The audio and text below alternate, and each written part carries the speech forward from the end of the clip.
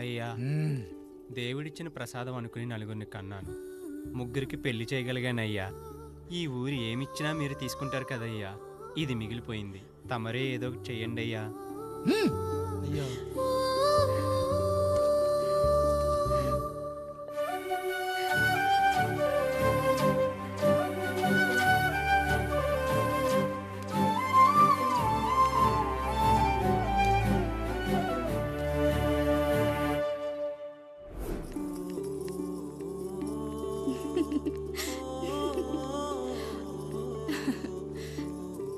ఈ ఇల్లు, ఆస్తి, ఇంత గొప్ప భర్త, పిల్లలు చాలా ఆనందంగా ఉందండి.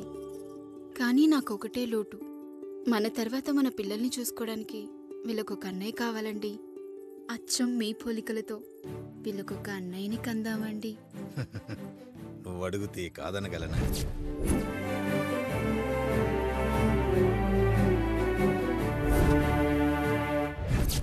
నానా, రాయుడెక్కడా? ఇప్పుడే వస్తున్నాను నాన్న.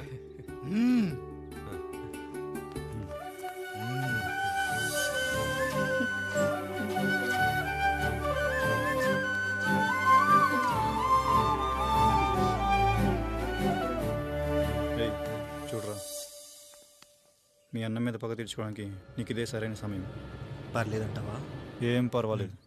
అయ్యా ఎరా రంగా, ఏం కావాలో అడగరా. నీకంటూ ఏమి ఇవ్వలేదు, నువ్వు ఏమి అడగలేదు. చెప్పరా. మా అన్నకు నాకు పడట్లేదయ్యా. తోడ పుట్టినవాడని చాలా సహించాను. అడ్డమైన దానాలు చేసి ఆస్తి మొత్తం పోగొట్టాడు. ఇప్పుడేం కావాలరా? కొద్దిగా ఈ కత్తి తీసుకొని వాడిని చంపి పెట్టండి అయ్యా.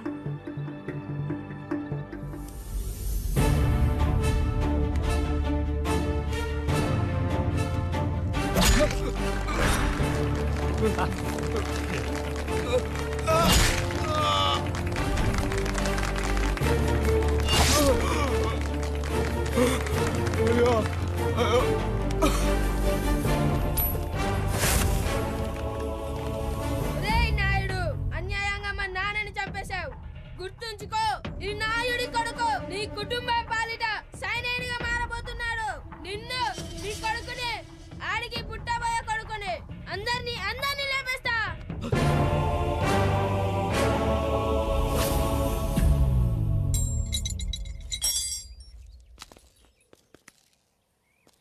ఏం జరిగింది?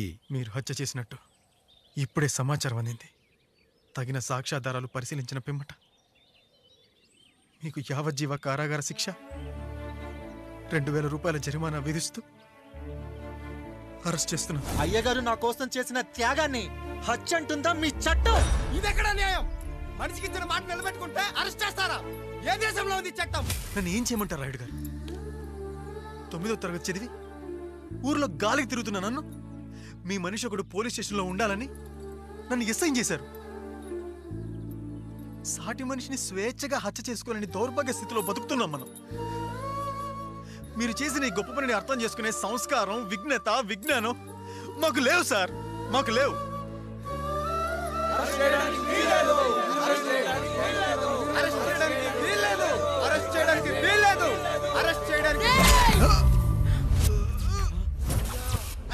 నాయుడు గారు,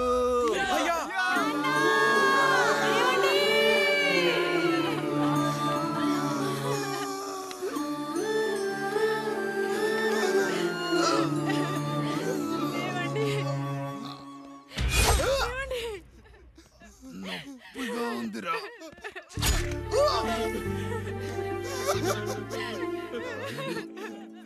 సుధా, నేను లేకుండా ఎలా ఉండగా? పర్వాలేదండి, బిడ్డలతో నేను ఉండిపోతాను. అయ్యో, ఈ పాడు సమాజం నిన్ను మనశ్శాంతిగా బతకనివ్వదు. ఇంతమంది పిల్లల్ని చూసుకుంటూ భర్త లేకుండా ఎలా బతకగలం?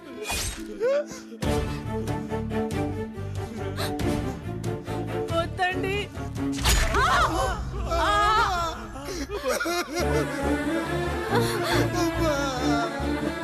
రాయుడు, బిడ్డలు జాగ్రత్త. ఈ రోజు నుంచి వీళ్ళంతా నీ తమ్ముళ్ళు, చెల్లెళ్ళు కాదు, నీ బిడ్డలు.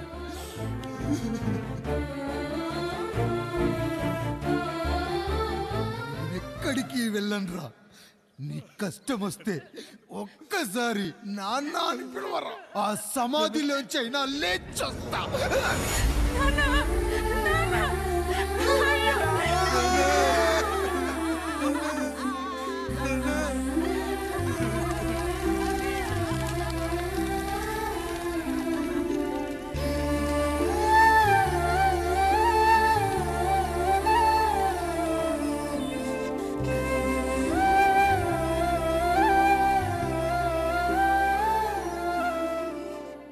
ఇందు మూలంగా 50 మందికి తెలియజేయనిదేమనగా ఊరికి కొత్తగా వచ్చిన యాండ్రాయిడ్ తన తండ్రి పెదరాయుడు అని ఆస్తిలో వాటా పంచమని రచ్చబండిని ఆశ్రయించడం వలన గ్రామ పెద్దలందరూ రేపు 11 గంటలకు రాయుడు గారింటికి రావాల్సిందిగా కోరుచున్నాము.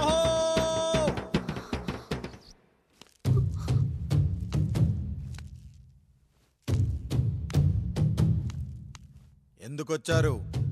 తన తాత పాపారాయుడు గారు ఆస్తి తనకు కూడా కావాలంటూ పంచాయతీలో ఫిర్యాదు చేశాడయ్యా.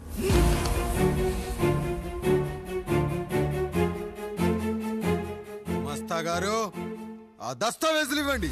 అయ్యా, మరి మా సంగతి ఏంటి? అడగరేంటి? అవునన్నయ్య. ఈరోజు మీ పన్మేష్ కొడుకొచ్చాడు, రేపు ఆ పాల్దాన్ కూతురు వస్తుంది. ఇలా వచ్చినోళ్ళంతా మీ సంతానమేని తెలిసాక అదిగో ఆ కాముడు చెప్పినట్టు మా ఆయన వాటా కిందో బాత్రూము, నాకో సబ్బు బిల్ల, నా పుట్టబోయే బిడ్డకో బొట్టు బిల్ల, ఇదే మిగులుతుంది. అయినా ఊరి జనాభా కన్నా అన్నయ్య పిల్లల సంఖ్య ఎక్కువైపోతుంది. వాళ్ళందరూ ఇంటి మీదకి వచ్చేలోపు మా ఆస్తి మాకు ఇచ్చేస్తే మా బతుకులు మేము బతికేస్తాంగా. అవునన్నయ్య, మా ఆస్తి మాకు కావాలంతే. ఎవరిని పట్టుకుని ఏం మాట్లాడుతున్నారయ్యా? ఉన్నప్పటి నుంచి ఆయన మిమ్మల్ని సాగుతూ ఉన్నారు. ఈరోజు పెరిగి పండయ్యాక మా దారి మేము చూసుకుంటాం అనడం న్యాయం కాదయ్యా, న్యాయం కాదు. ఏ ఆయన నీకో కొడుకునిచ్చాడా? వాడి పేరేంటి? ఐఫోనా?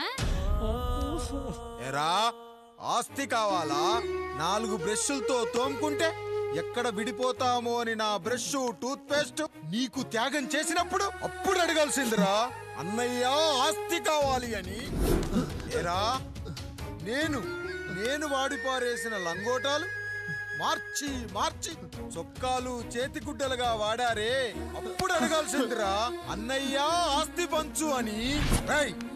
నువ్వు 6 నెలల పసికందుగా ఉన్నప్పుడు పాల కోసం ఏడుస్తుంటే నిన్ను తీసుకెళ్లి పసుల దొడ్లో కట్టేశానే, అప్పుడు అడగాల్సిందిరా అన్నయ్య నాకు ఆస్తి కావాలి అని. మా తండ్రి గారు పాపారాయుడు పోలికలు నాకు, నా పోలికలు ఆండ్రాయిడ్కి. అసలు మా కుటుంబంలో ఏ పోలికలు లేని మీకు ఎందుకు ఇవ్వాలరా ఆస్తి? ఆస్తి లేదు, గీస్తి లేదు. Get out, get out, get out, get out, get out అని నేను అనొచ్చు, కానీ అనగలనట్రా? అనలేను. ఎందుకంటే మీరంతా నా తమ్ముళ్ళు, నా చెల్లెళ్ళు. రక్తం తాగిన దోమ కూడా వెళ్ళేటప్పుడు కృతజ్ఞతగా ఏ మలేరియానో టైఫాయిడో వదిలి వెళ్తుంది. కానీ రక్తం పంచుకొని పుట్టిన మీరు ఈ అన్నయ్య కోసం ఆస్తి కూడా వదల్లేకపోతున్నారు కదరా. గుమస్తా గారు, నా యావదాస్తి నా తమ్ముళ్లకు చెల్లెళ్లకు వాళ్ళ పేర్ల మీద రాయండి. నాకు చిల్లి గవ్వ కూడా అక్కర్లేదు. ఇక ఈ ఇంటికి నాకు ఎటువంటి సంబంధం లేదు. లక్ష్మి, సావిత్రి, మీ చీరలు విప్పేయండి. ఇక్కడికి వచ్చేటప్పుడు ఏ చీరలు కట్టుకున్నారో వెళ్ళేటప్పుడు కూడా అదే చీరలు కట్టుకోండి. వెళ్ళిపోదాం. దస్తావేజులు తీసుకురండి.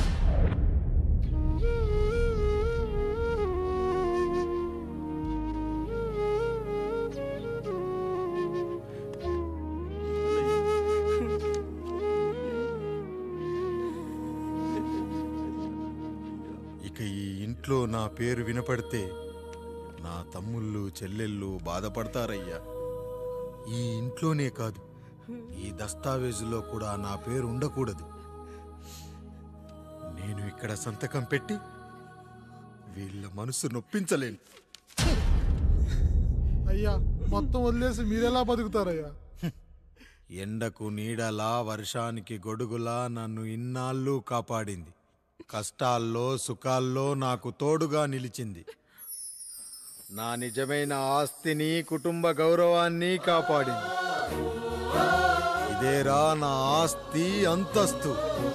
ఇది మా నాన్నగారిచ్చిన లంగోట. బంగారం లాంటి తమ్ముళ్ళే లేనప్పుడు నాకు మాత్రం ఈ బట్టలెందుకురా? వెతికిన దొరకదే రూపం, అరి పిలిచిన పలకదే ప్రాణం. వెతికా నువ్వు నడిచిన దారుల్లో, బ్రతికే నువ్వు విడిచిన శ్వాసల్లో. హో నీడనడిగా గాలినడిగా ఎక్కడని నా ప్రాణం. ఏరునడిగా ఊరునడిగా ఎందుకని మౌనం. బాధనను విడువనని తడిమినది వెంటపడి.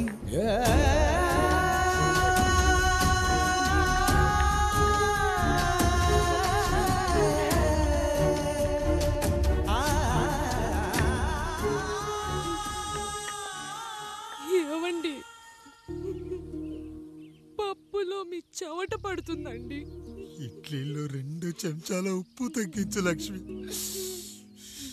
ఎలాగో మనం పేదోళ్ళమే కదా, కనీసం ఉప్పు ఖర్చైనా తగ్గుతుందనుకో.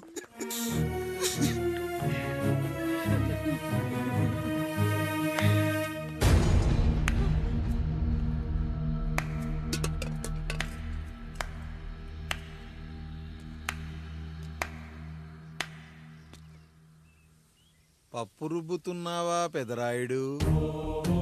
ఎవడికైనా చేసిన పాపం పండుతుంది అంటారు. నీకు మాత్రం అదిగో అలా పిండయింది. అరే రే రే రే రే, చేతి నిండా భార్యలు, ఇంటి నిండా బంధువులు, బీరువా నిండా డబ్బులు, ఊరి నిండా జనాలు. ఏరి ఎక్కడ? ఇంటర్వెల్ ముందు ఇంటర్ చదివే కుర్రాడు ఏదో ఆవేశంగా డైలాగులు చెప్పాడు, సెకండ్ హాఫ్ కు మర్చిపోతాడు అనుకున్నావు కదూ? మర్చిపోవడానికి నువ్వు నాకు ఇచ్చింది అప్పు కాదు, ద్రోహం. అమ్మ వచ్చిన ప్రతిసారి అడిగేవాన్ని, అమ్మా నాన్నెక్కడా అని.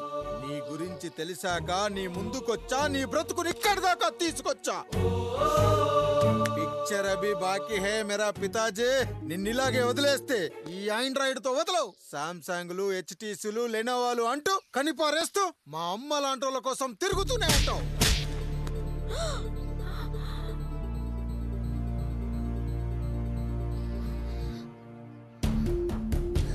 అమ్మా అమ్మా, ఛీ, నన్నలా పిలవకురా. ఎవరిని పట్టుకొని ఎన్ని మాటలు అంటున్నావురా? రాయికి వరమిచ్చిన రాముడు దేవుడైతే, ద్రౌపదికి చీరిచ్చిన కృష్ణుడు దేవుడైతే, నాకు బిడ్డనిచ్చిన ఆయన కూడా దేవుడేరా. ఏంటి, ఇలానే వదిలేస్తే బిడ్డల్ని కంటూ వెళ్తాడా? అసలు ఆయన కంటూ సొంతంగా ఒక్క బిడ్డ కూడా లేడు.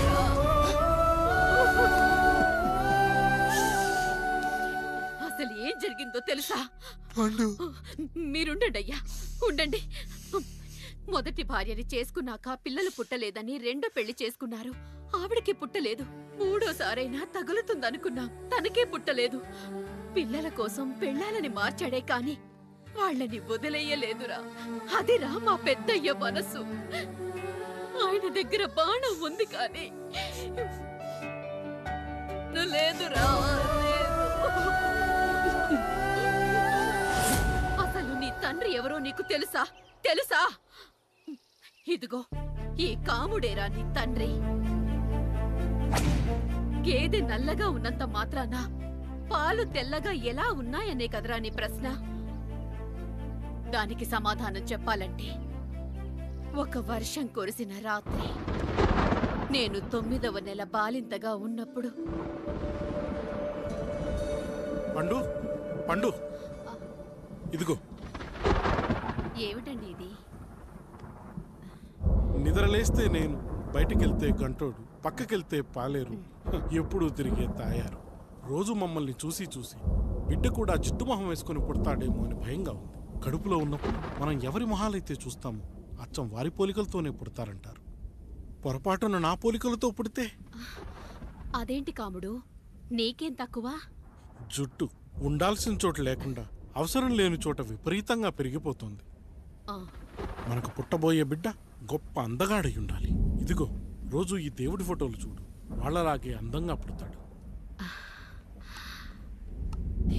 కడుపుతో ఉన్నప్పుడు ఎవరి ఫోటో చూస్తే ఆ పోలికలతో బిడ్డ పుడతాడా? కనిపించని దేవుడి పోలికలు నా బిడ్డకెందుకు? ఈ ఊరికి దేవుడు రాయుడు. నా బిడ్డ ఆయనలాగే పుట్టాలి, ఆయనలాగే పుట్టాలి.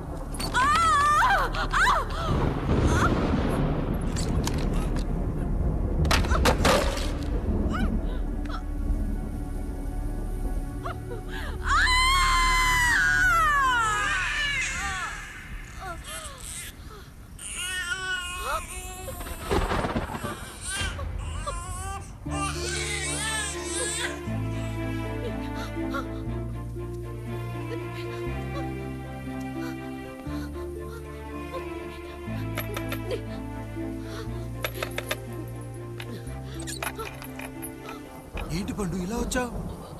అయ్యా, తప్పు జరిగిపోయింది పెద్దయ్య. ఏం జరిగింది? అసలే నువ్వు ఒట్టి మనిషి కూడా కాదు.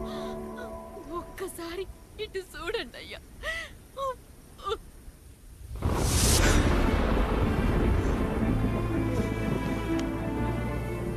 వీడేంటి అచ్చం నాలా ఉన్నాడు? అసలేంటి, ఎందుకు ఇలా జరిగింది? నువ్వు ఎప్పుడైనా చీకట్లో పంపు సైడ్ దగ్గరికి వచ్చావా? మరి అమలాపురంలో శివాలయం దగ్గర రత్నాలు నీకేమైనా అమ్మవుతుందా? పిఠాపురంలో పద్మం, రామాపురంలో లక్ష్మి, కాకినాడలో సుజాత. అయ్యో దేవుడా, అసలు ఇదంతా ఎలా జరిగింది పండు? అయ్యా, ఇదంతా కాముడి వల్లే అయ్యా, కాముడి వల్లే. కాముడా? కాముడి కుటుంబానికి నాకు ఏం గుర్తు రావట్లేదే. ఎన్నని గుర్తు పెట్టుకోగలను నేను మాత్రం. అయ్యా, అది కాదయ్యా.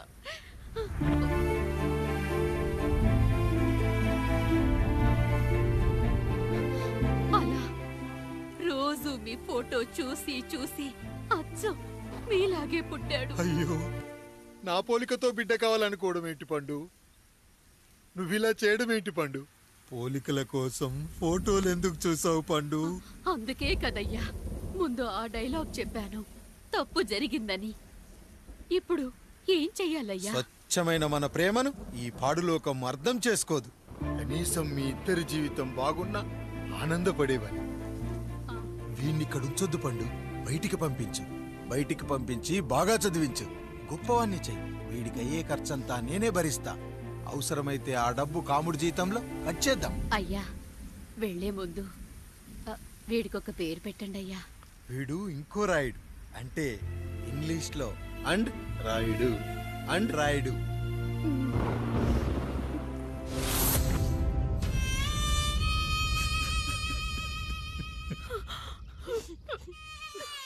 ఇది రా నీ కథ, నా గతం.